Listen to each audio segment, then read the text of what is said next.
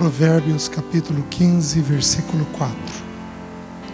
Um texto muito conhecido de alguns de nós. A palavra de Deus lá diz assim: a língua serena é árvore de vida, mas a perversa quebranta o espírito. A língua serena é árvore de vida, mas a perversa quebranta o espírito. Minhas irmãs, eu vou dar uma palavra hoje para vocês, agora à noite, que muito possivelmente eu não vou continuar amanhã de manhã.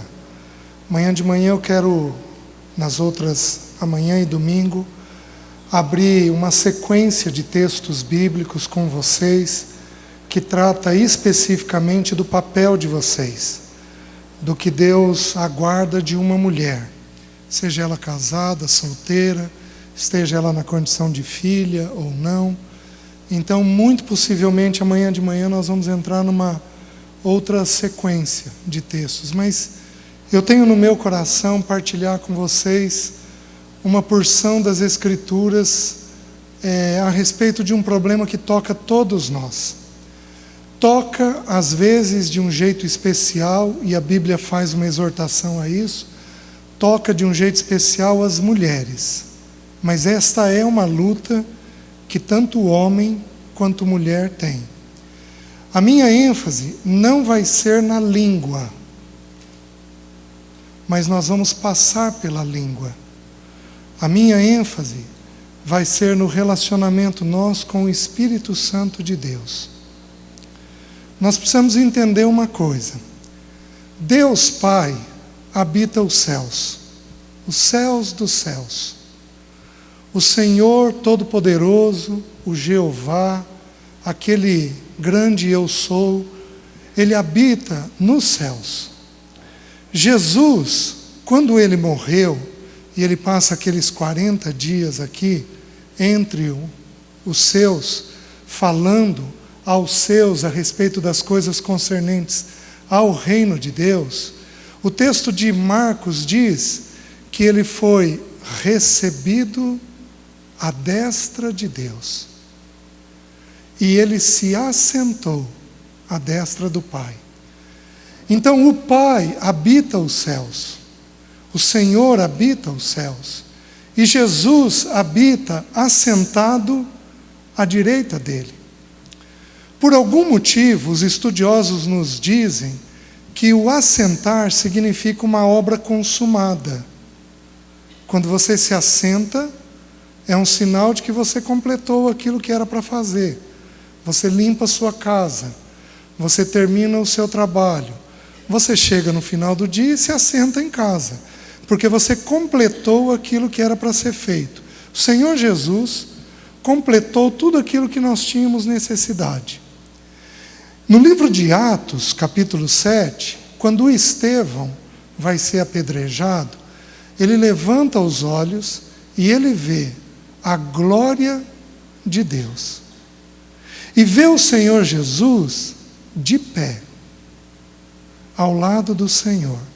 Por algum motivo, o Senhor estava assentado e agora Ele está de pé. Talvez para receber Estevão. Louvado seja o nome do Senhor. Já pensou ser recebido pelo próprio Senhor? Louvado seja o nome do Senhor. É uma coisa maravilhosa. Porém, o Deus que faz habitação em nós é o Espírito Santo de Deus. Ele é o Deus que veio sobre os nossos corações e nos selou. Ele não pode ser removido, porque um selo, a Bíblia usa símbolos, e através desses símbolos a Bíblia explica princípios. Quando um rei selava uma carta, aquela carta estava selada. Era daquele rei. Aquele selo não era removido. O Espírito Santo de Deus, ele não pode ser removido dos nossos corações. Porém, esse Espírito Santo que habita em nós, ele pode ser entristecido ou ele pode ser apagado. Ele nunca é tirado. Porque ele é o penhor da nossa herança, como nos ensina o texto bíblico.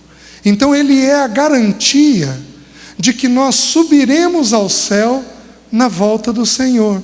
Então todos aqueles que nasceram de novo, que têm uma experiência de convicção com o pecado, eu sou pecador, e não há salvação para mim fora da pessoa de Jesus. Ele é o mediador entre eu e Deus.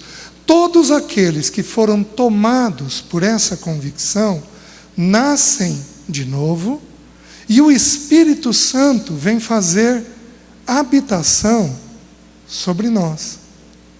E este Espírito, então, é o Espírito com o qual nós precisamos agora nos relacionar. Esse Espírito, ele representa o Filho. Então, Jesus habita dentro de nós, na pessoa do Espírito. O Pai habita dentro de nós, na pessoa do Espírito. Porém, é com o Espírito que nós vamos nos relacionar. E eu gostaria, já eu vou fazer isso, de abrir um texto bíblico que nos ajuda a compreender a nossa relação com o Espírito Santo de Deus.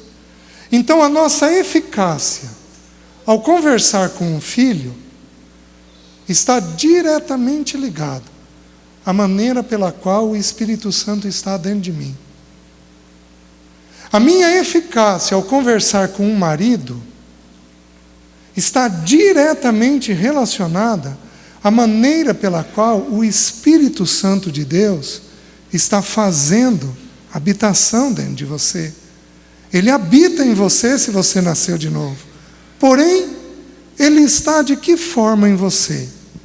Ele está cheio em você?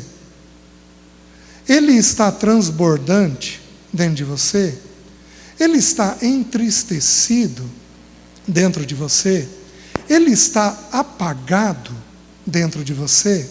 Dependendo da maneira pela qual nos relacionamos com o Espírito Santo de Deus, temos uma obra mais efetiva ou não. Porque o Senhor Jesus prometeu que Ele precisaria ir e que quando o Espírito viesse, obras maiores seriam feitas. O Espírito anseia por produzir sinais, prodígios, maravilhas, transformações através de nós nas pessoas que nos cercam. O Espírito anseia que nós sejamos mudados, mas que não apenas nós sejamos mudados, nós estejamos tão cheios dEle, tão cheios da presença dEle, do poder dEle, da graça dEle, da misericórdia dEle, do companheirismo dEle, que quem a gente toca,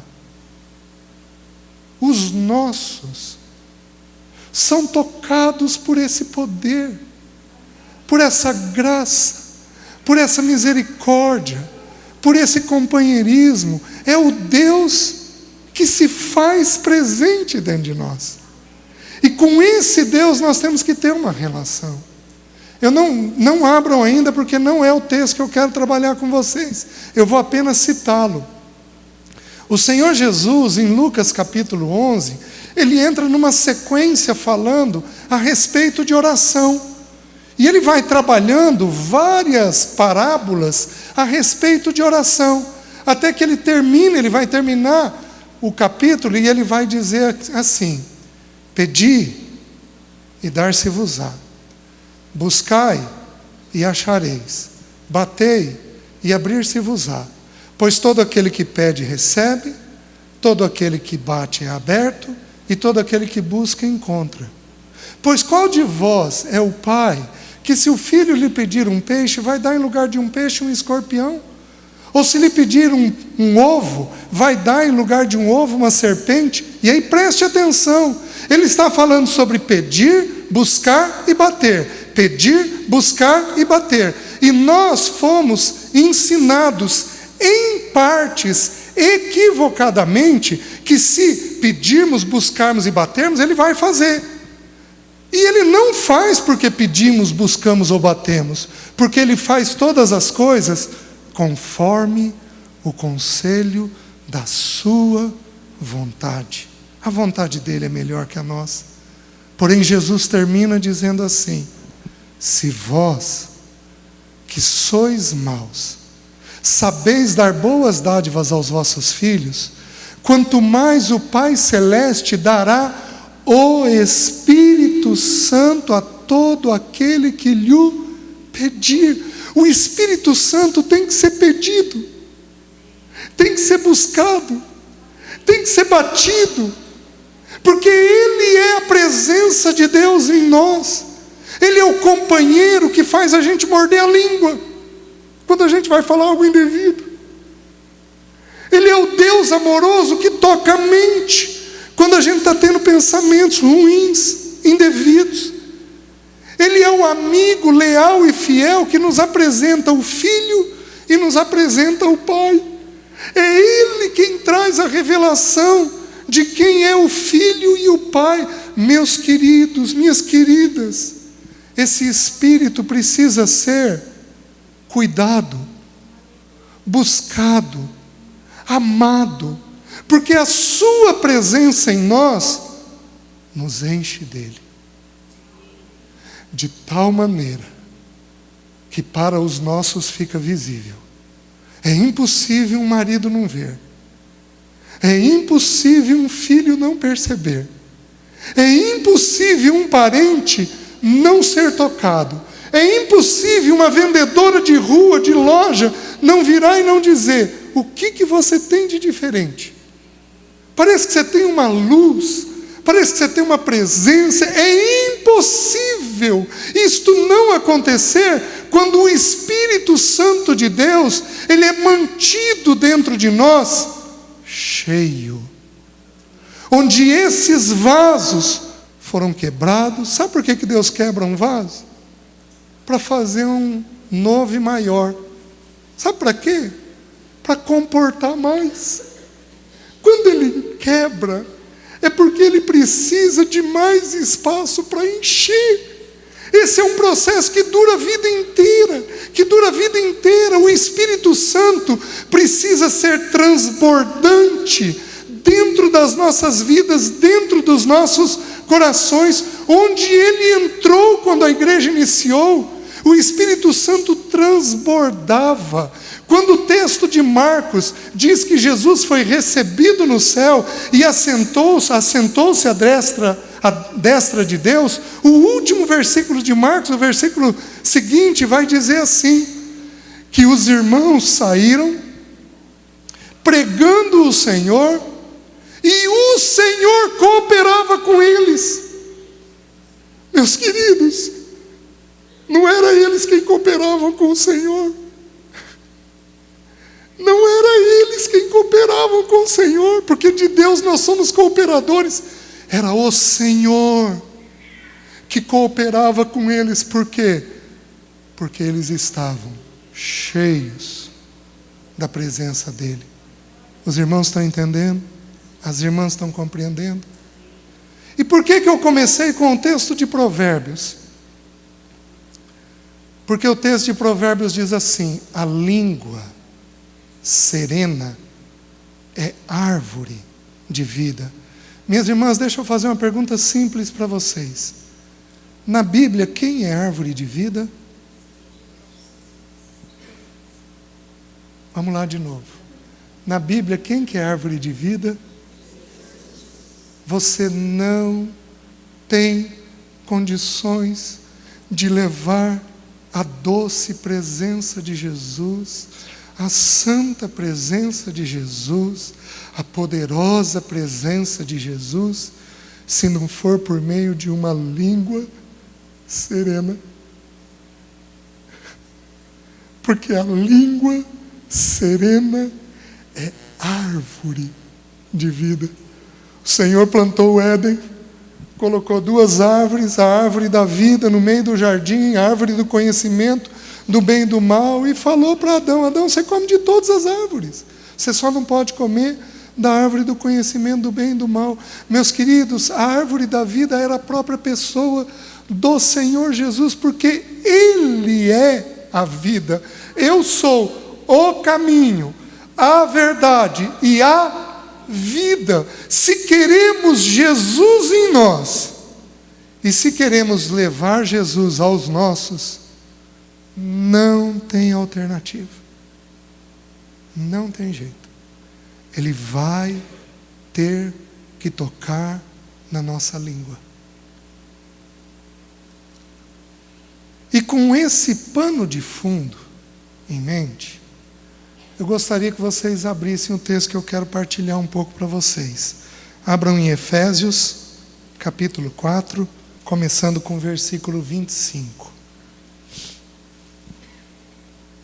O texto bíblico diz assim: por isso, deixando a mentira, fale cada um a verdade com o seu próximo, porque somos membros uns dos outros. Irai-vos e não pequeis, não se ponha o sol sobre a vossa ira, nem deis lugar ao diabo. Aquele que furtava, não furte mais, antes trabalhe, fazendo com as próprias mãos o que é bom, para que não tenha com que acudir ao necessitado. Não saia da vossa boca nenhuma palavra torpe, e sim unicamente a que for boa para edificação, conforme a necessidade, e assim transmita graça aos que ouvem. E não entristeçais o Espírito Santo de Deus, no qual fostes selados para o dia da redenção. Longe de vós toda amargura e cólera e ira e gritaria e blasfêmia, e bem assim toda a malícia.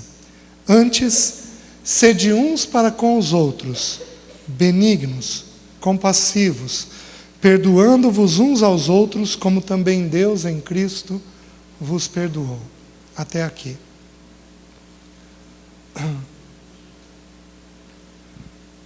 Esse texto é um sanduíche. Existem alguns textos na Bíblia que eles são colocados como sanduíches. Romanos 6, 7, 8.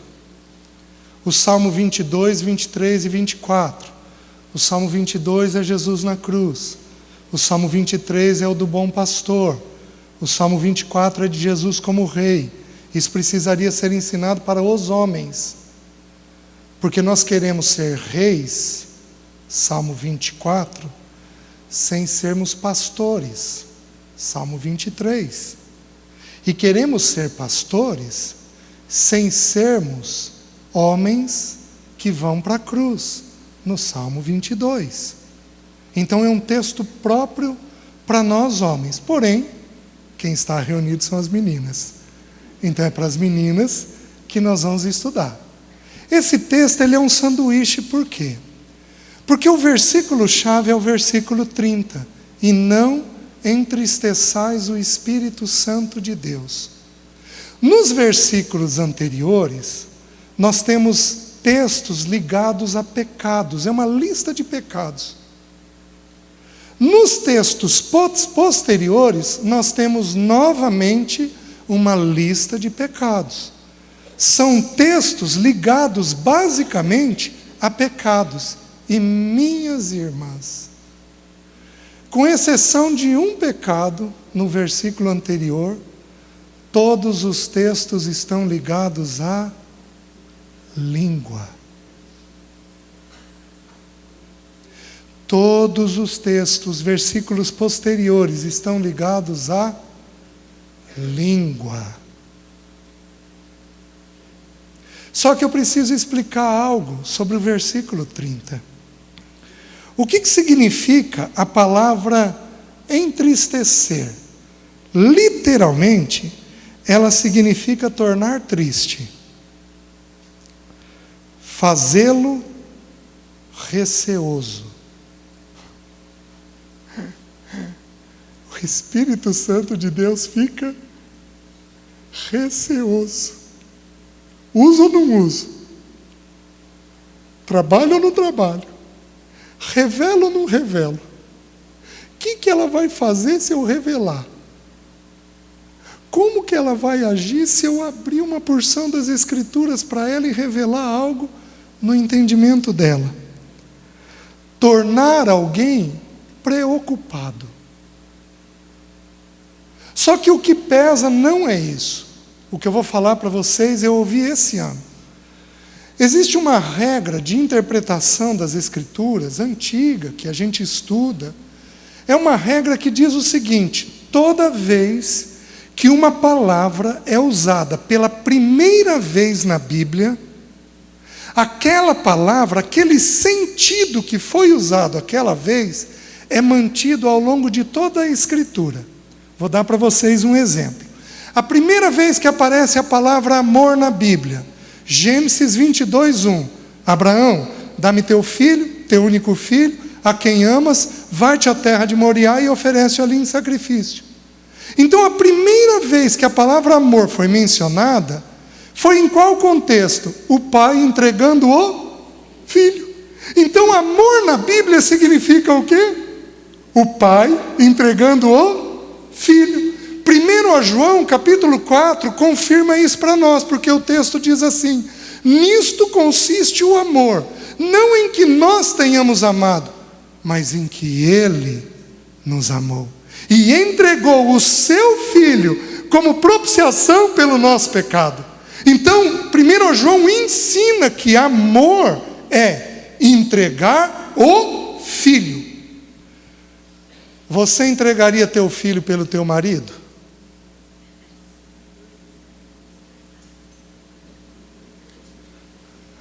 Pelo marido a resposta é simples, né? Você entregaria teu filho pelo outro filho? Você entregaria o teu filho por alguém que abusou dele?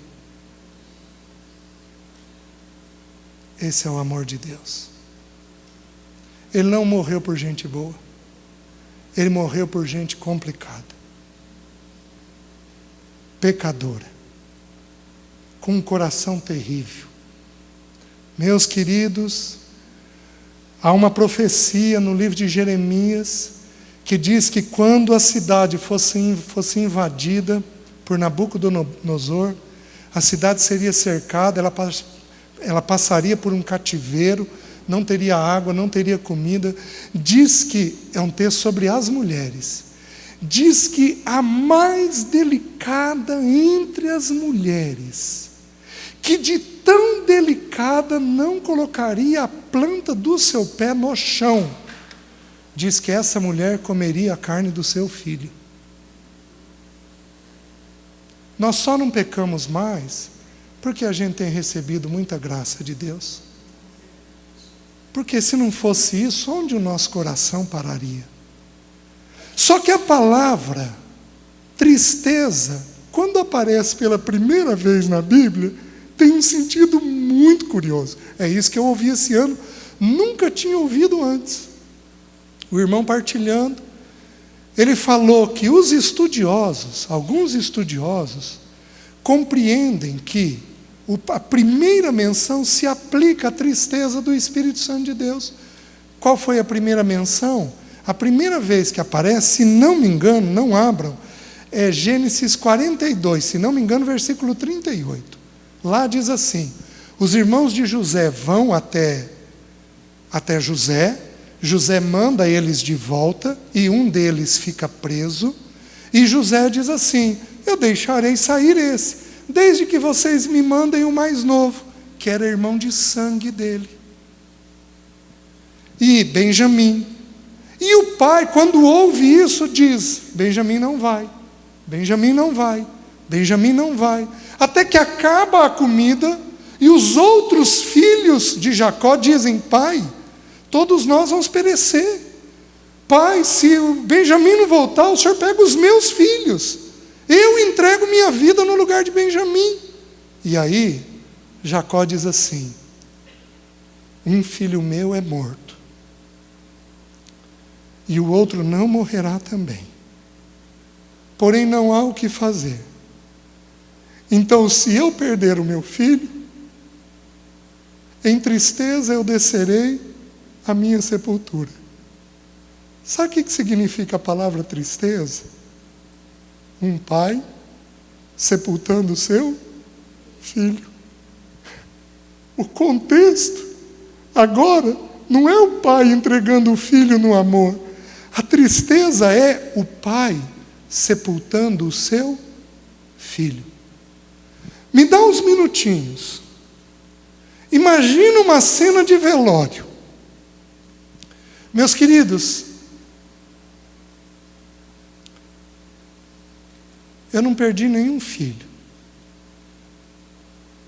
Mas eu tenho nas minhas sobrinhas filhas. E eu perdi uma sobrinha filha 1 ano atrás.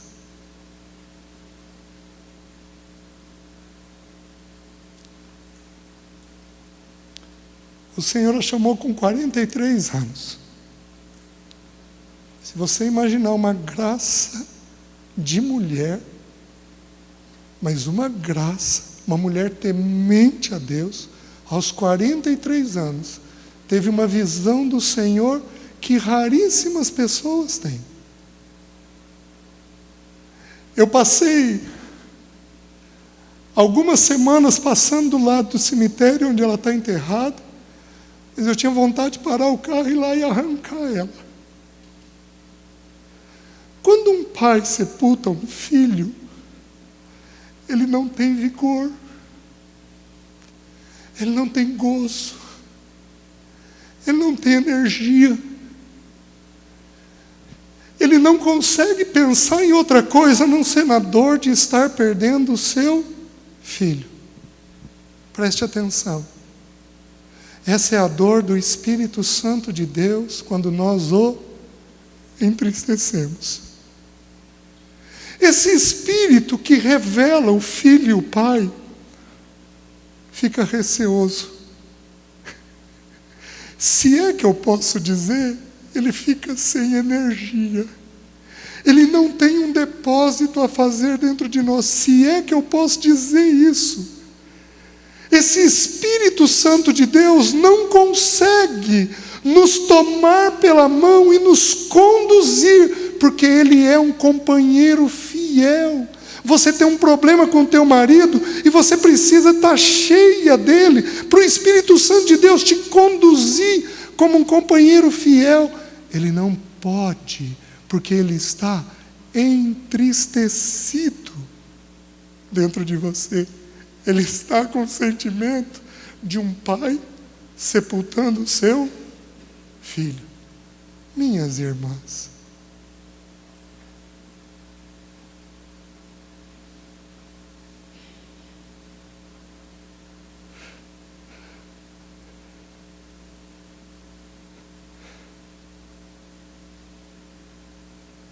eu vi um estudo esses dias sobre resgatar a glória de Deus, trazer de volta a glória de Deus.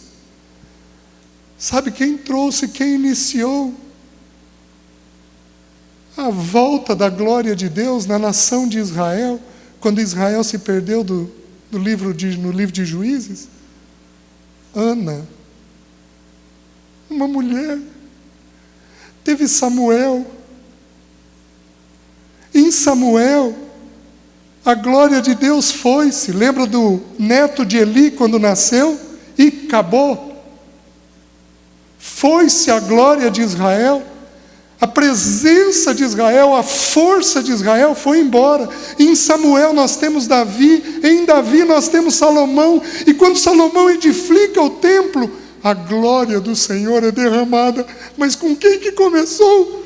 Com uma irmã, com uma mulher de joelho no chão, em oração, trazendo a glória do Senhor na nação. Para nós trazermos a glória do Senhor, o Espírito Santo de Deus não pode ser entristecido.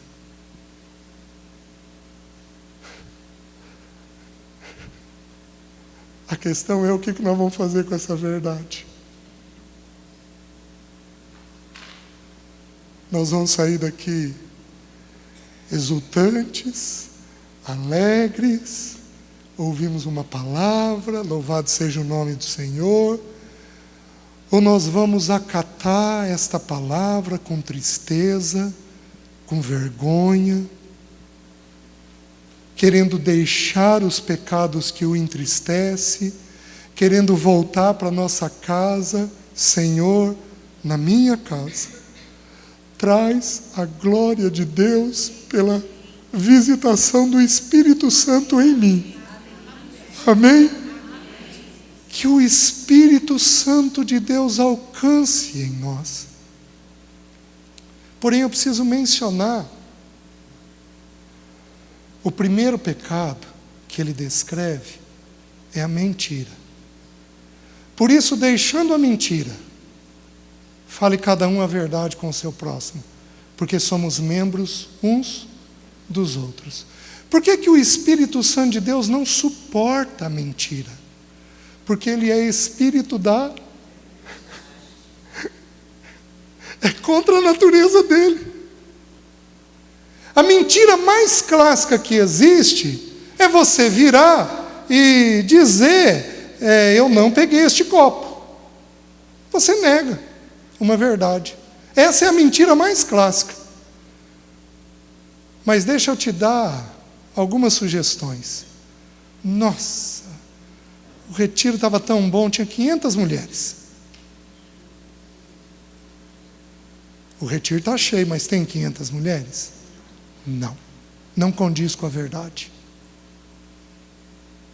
Quando a gente exagera, isso é mentira. Você quer uma outra forma de mentira?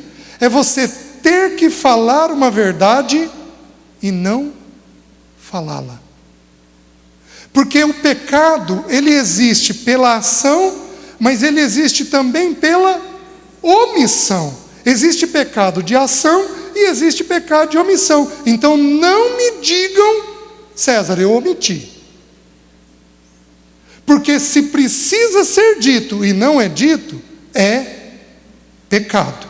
Agora, é uma verdade que Jesus falou assim: tenho muito a vos dizer, mas vós ainda não podeis suportar. Então eu enviarei o Espírito da verdade e ele vos conduzirá a toda a verdade. É uma verdade que tem hora certa de dizer a verdade. Então se a hora não é agora, eu não posso falar, porque a hora não é agora. Mas se a hora é agora, eu não tenho alternativa. Você tem que falar. Então por isso, deixando a mentira, fale cada um a verdade. Aí diz assim: irai-vos e não pequeis. Não se põe o sol sobre a vossa ira. Alguma mulher aqui é brava? Levanta a mão.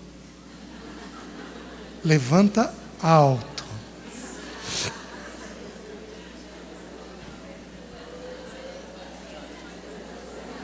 Certo? Isso. Tem gente levantando as duas.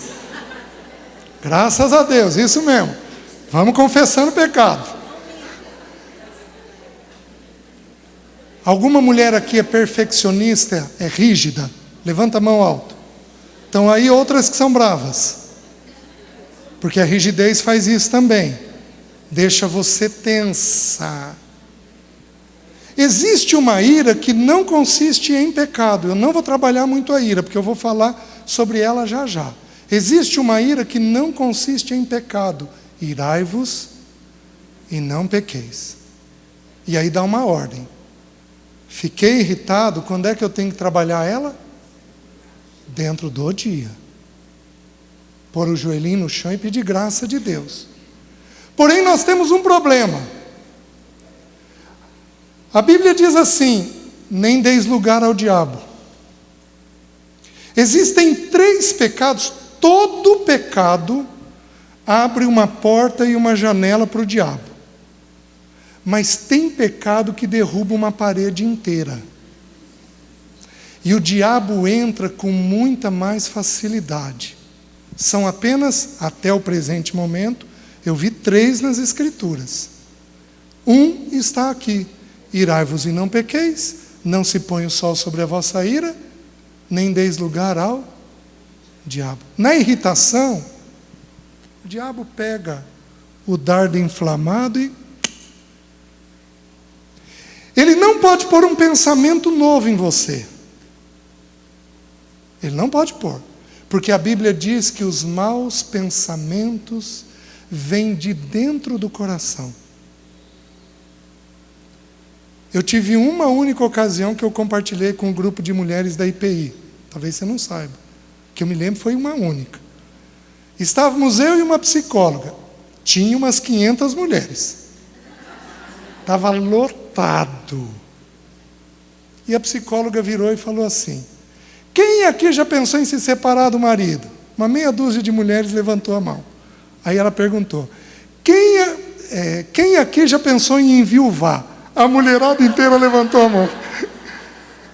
Então esses maus pensamentos não é o diabo, não. De dentro do coração do homem é que brotam os maus desígnios, que são maus pensamentos. Isso daí vem de dentro da gente. Mas o diabo tem o poder de despertar aquilo de uma forma única dentro de você. E ele faz quando? Quando você está irada, que é um pecado ligado à língua. Que mais? Aí ele diz: aquele que furtava, não furte mais. Não é um pecado ligado à língua. Depois ele diz: não saia da vossa boca nenhuma palavra torpe, vazia, podre. Forte, né? E sim unicamente a que for boa para edificação, conforme a necessidade. Minhas irmãs, é para a gente falar conforme a necessidade. Eu preciso dar uma explicação, vou criar um parênteses aqui. Eu preciso dar uma explicação para vocês. Quando Deus criou o homem, criou ele para governar. Então o homem tem a visão, a oftalmologia descobriu isso. A visão do homem, de que jeito que o homem vê? Não vejam isso com maus pensamentos. O homem vê estreito e longe. Porque o homem foi criado para governar. Quem governa tem que ver onde? Lá na frente. Porém, a mulher foi criada para auxiliar. Quem auxilia vê de que jeito? A mulher enxerga curto e aberto. Vocês estão me entendendo? Como vocês enxergam curto e aberto, vocês vão ver muitas coisas. Tudo aquilo que é imediato. Nós não. Se a Alessi não tivesse aqui, ela ia me perguntar: como é que foi? Foi bom. Gente, está mais do que satisfatório. Para uma mulher, ela precisa saber: mas quem estava? Quem que você cumprimentou? Você conversou com alguém? E tal fulana estava lá? Mandou o abraço que eu falei para você dar nela? Por que mulher tem muito detalhe? Porque a visão dela para auxiliar tem que ser assim. Ela tem que enxergar curto e aberto. Então a mulher enxerga 30 coisas ao mesmo tempo. E aí vocês se afogam em 6 centímetros d'água. Por quê? Porque a visão, vocês estão vendo muita coisa. Aquilo sobrecarrega. Como vocês veem muita coisa, a ciência descobriu o seguinte: vocês falam cerca de 15.200 palavras por dia. O homem fala um pouco menos do que isso, fala 7.000 por dia. É natural uma mulher falar mais? É. Isso é condenável nas Escrituras? Não. Porém, o texto bíblico está dizendo uma verdade muito simples. Está dizendo que é para falar segundo a necessidade. E assim, transmita graça aos que ouvem. Não apenas você vai falar apenas dentro da necessidade. Você vai falar dentro da necessidade, mas você vai falar com uma língua graciosa. Oi, querido. Oi, meu bem. O que você precisa? Sabe por que você vai falar com graça? Porque o Espírito Santo que habita dentro de você é espírito da graça. Você não pode, mas Ele em você pode. Amém? Você não tem condições de alcançar isso, como eu não tenho condições de alcançar isso.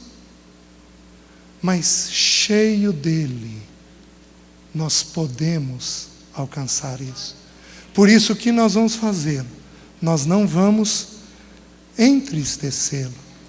Aí ele diz assim: e não entristeçais o Espírito Santo de Deus, no qual fostes selados para o dia da redenção.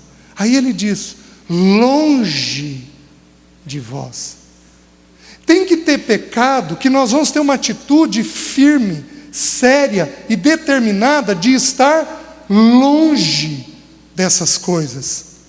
Depois ele vai falar assim: antes, sede. Sabe o que significa a palavra sede no original? Traz à existência o que não existe.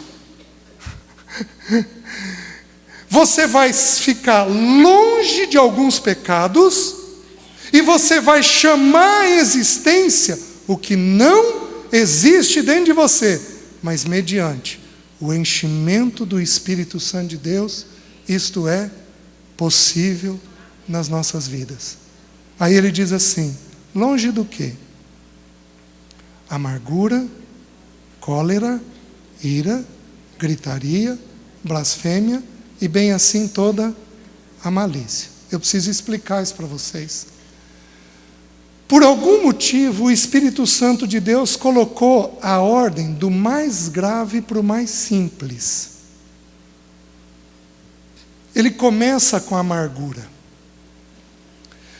Nós só temos 2 textos nas Escrituras, no Novo Testamento, que falam do pecado da amargura. Efésios 4 e depois Hebreus capítulo 14, Em Hebreus capítulo 14 vai dizer assim: não haja no meio de vós ninguém com amargura. Antes vocês retirem a raiz da amargura, para que ela, ao brotar, não te contamine e contamine quem estiver perto de você. A amargura é um pecado gravíssimo nas Escrituras, e é um pecado de ponta final de corda.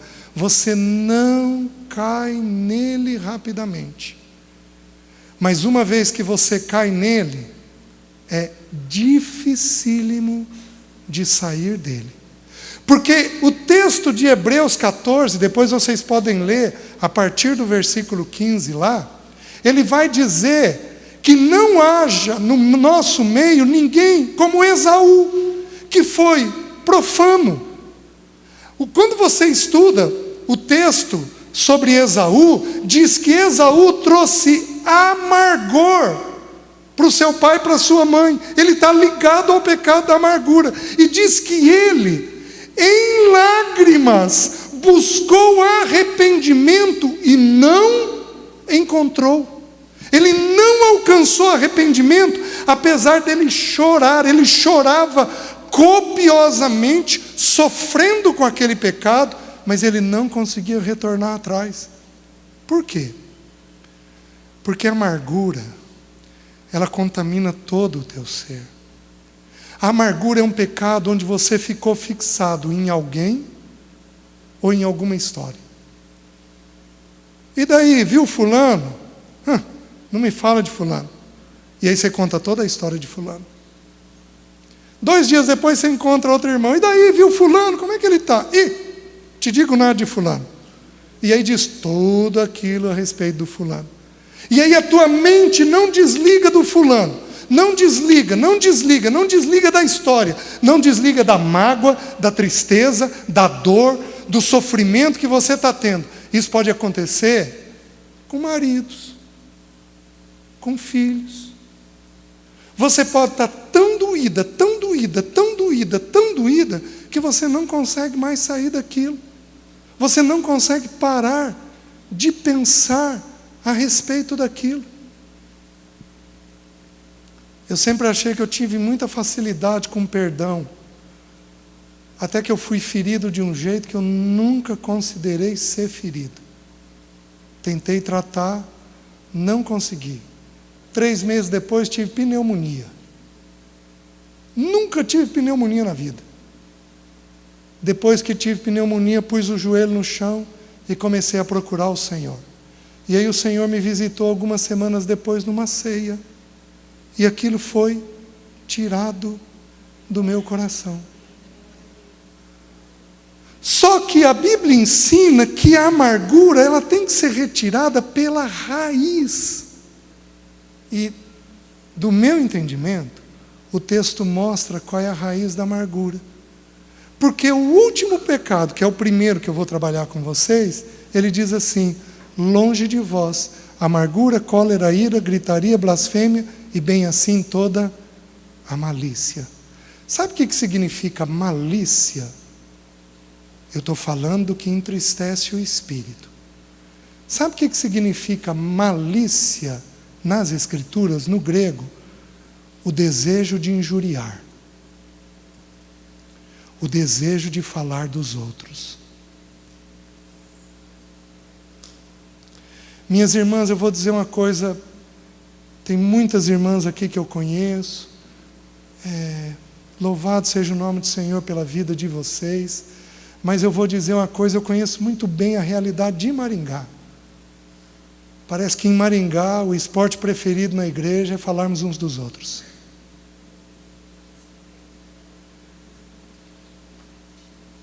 E isso acabou com o frescor da igreja em Maringá. Há 30 anos atrás, você não sabia qual igreja procurar de tantos líderes bons que nós tínhamos.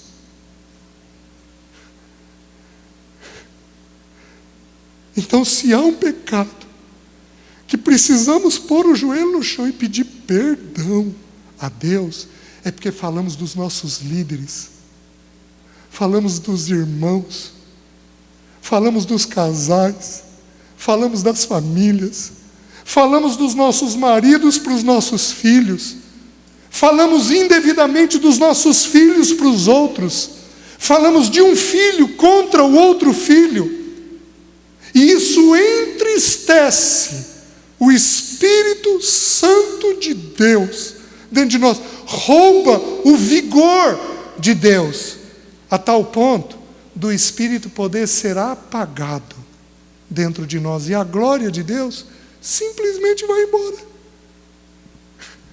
Não temos mais reuniões com o poder de Deus, não temos reuniões numa adoração em que parece que o céu abriu, não temos corações quebrantados, não temos confissões de pecados, mas temos uma disputa abestalhada no nosso meio de quem é mais quem. Isso por quê? Porque falamos uns dos outros. Uma pessoa entre nós pode falar do outro. Quem é? É aquela que tem autoridade para tratar aquele pecado. A Silvia pode falar do Vanderlei. Ela pode chamar, tem isso e isso acontecendo. Por quê? Porque ela tem autoridade, ela foi colocada como auxiliadora dele. A Silvia pode falar do pecado dos seus filhos. Pode. Vem cá, você está assim, você está assado, você está cozido, não quero isso, tem que ser aquilo. Ela pode falar. Por quê? Porque ela tem autoridade. Mas a Silvia não pode tocar em pessoas que ela não tem autoridade para tratar. Olha a força do texto bíblico. Aquele que encobre o pecado, o que é cobrir o pecado? Aquele que encobre o pecado, desculpem, adquire amor. A Silvia peca. Eu já tratei o que precisava tratar com ela. Você trata uma vez. Está tratado. Agora eu vou encobrir o pecado. Vou pegar qualquer uma das irmãs, vou pegar a Zilda. César, estou tão preocupado com a Silvia. Querida, que bom, orou por ela. E eu não toco no pecado dela. Porque quem encobre o pecado adquire amor. Sabe qual é o único jeito de ter amor dentro da nossa casa? Encobrindo o pecado. Quantos filhos de líderes não suportam mais a reunião da igreja? Sabe por quê? Porque na mesa das suas casas foi falado de pessoas. Quantos filhos nossos não suportam mais a igreja? Sabe por quê? Porque você falou de pessoas. Então o primeiro pecado, que é onde a malícia a amargura é arrancada. Eu não vou falar mal de irmãos. Você quer ter o coração cheio do Espírito? Para o Espírito poder te usar no que nós vamos ouvir a partir de amanhã?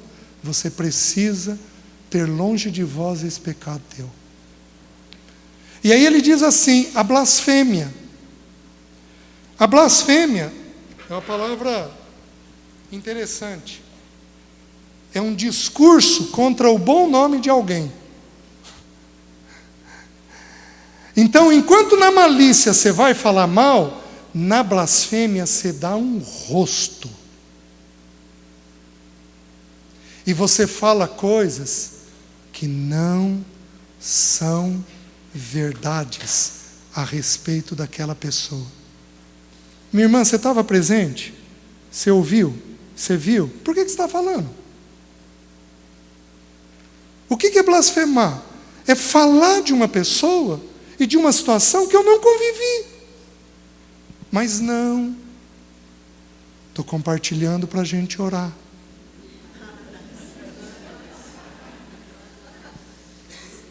Beira o ridículo. Porque está claro que aquilo magoa o espírito. Entristece o espírito. Essa foi uma das coisas que essa sobrinha, filha, alcançou nos últimos anos. Ela e minha esposa oraram juntos por 10 anos todo dia. Pelo menos 1 hora por dia. Pelo menos 1 hora por dia. Essa foi uma coisa que nós vimos Deus alcançar no coração dela. Tinham coisas que ela guardava para ela e apenas orava. Nós precisamos de irmãs assim.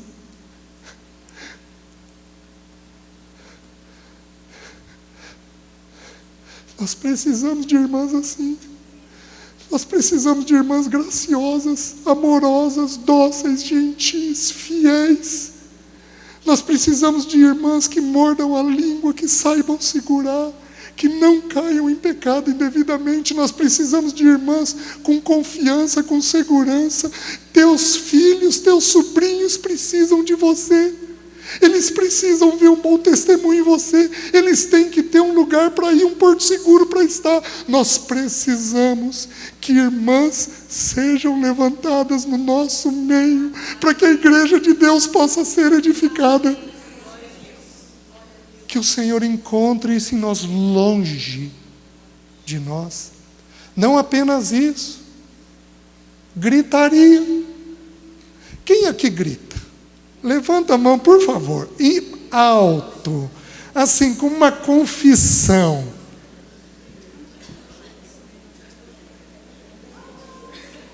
Só que você tem que entender, são pecados de evolução. Você só cai numa gritaria quando você fala mal.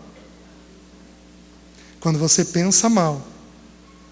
Quando você põe um rosto e fala de coisas que você não viu e não sabe.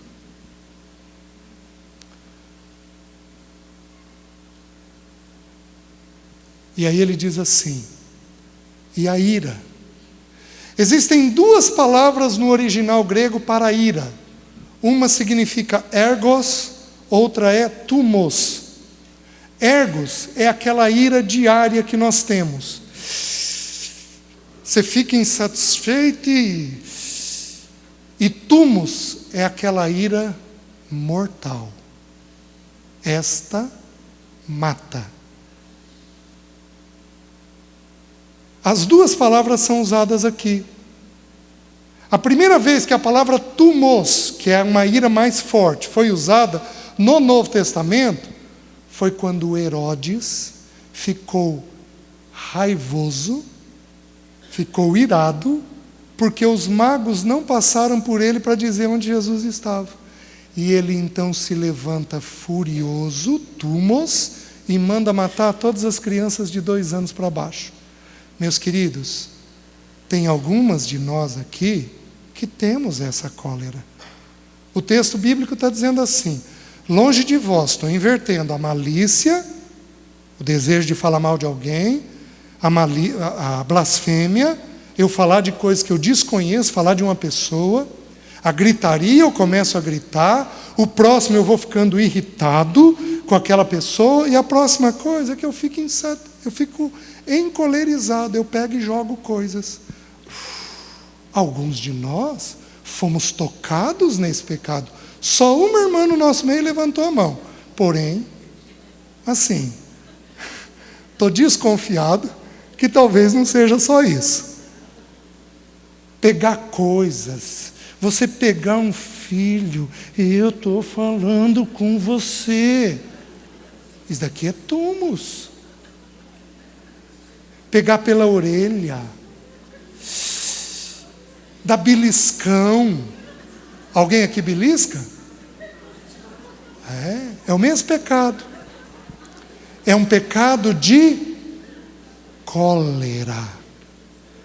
Sabe o que isso faz com o Espírito Santo de Deus? Ele entristece. E a última coisa é que a gente cai na amargura,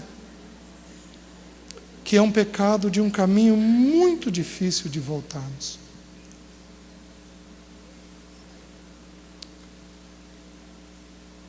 O que nós vamos fazer com isso?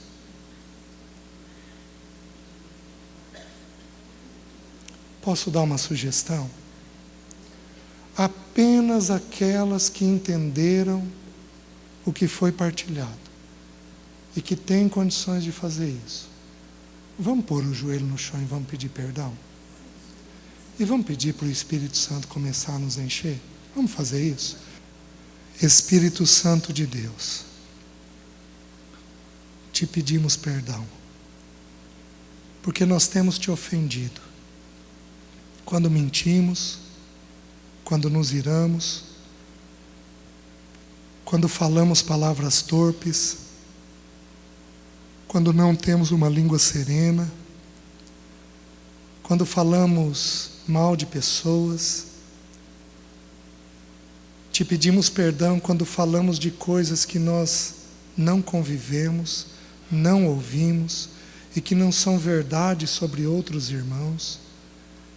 Te pedimos perdão pela nossa gritaria, te pedimos perdão pela nossa ira, pela nossa cólera e pelo amargor que tem tentado entrar dentro dos nossos corações.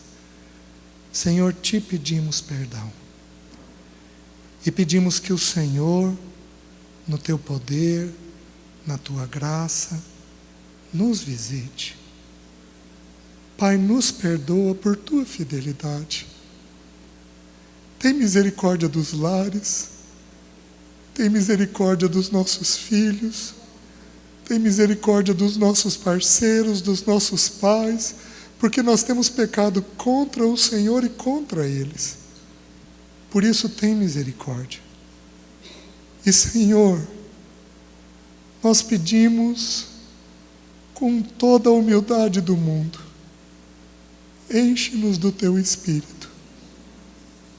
Enche-nos do teu Espírito, para que sejamos cooperadores e participantes contigo.